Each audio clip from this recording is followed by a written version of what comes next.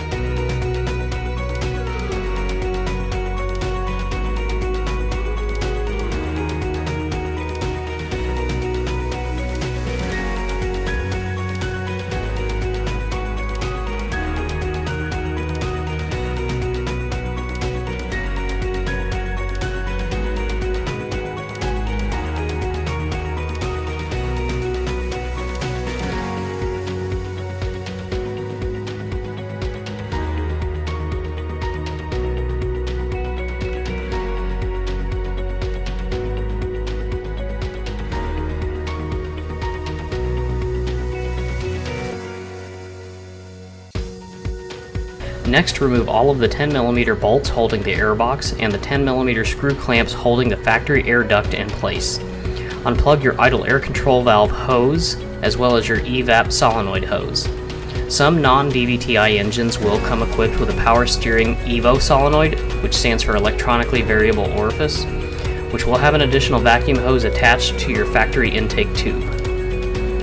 Unplug your mass airflow sensor and start working on pulling the factory air tube and air box out of the vehicle.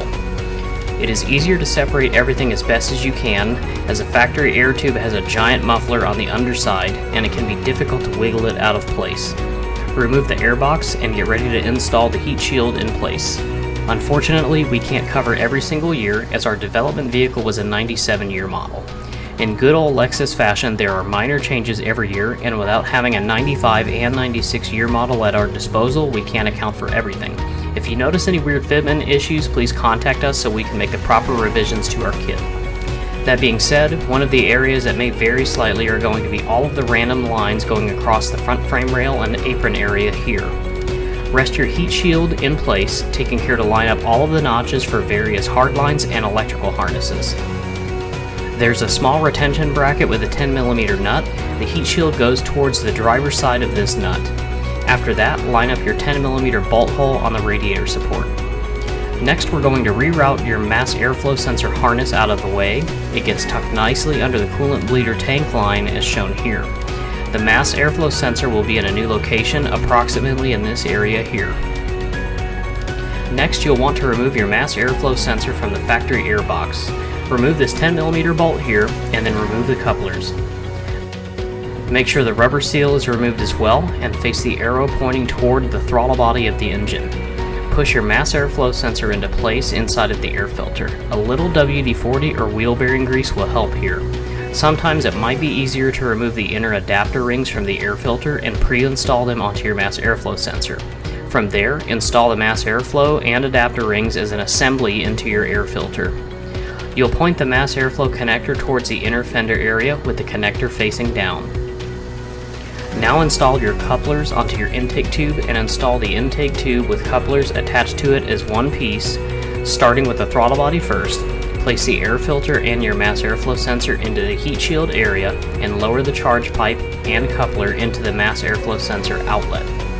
Once you have all of your couplers seated in place, tighten all 4 of your hose clamps and plug in your mass airflow sensor.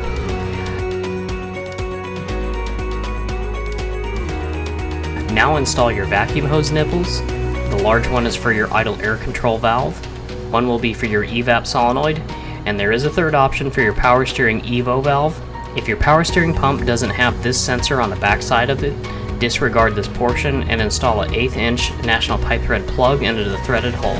Once you have all of your vacuum hose connections made, all of your clamps tightened, and your mass airflow sensor plugged back in, reinstall your fresh air duct so it can scavenge air from your grill and force it over your high flow filter. That's it. Now go for a drive and enjoy the engine sounds.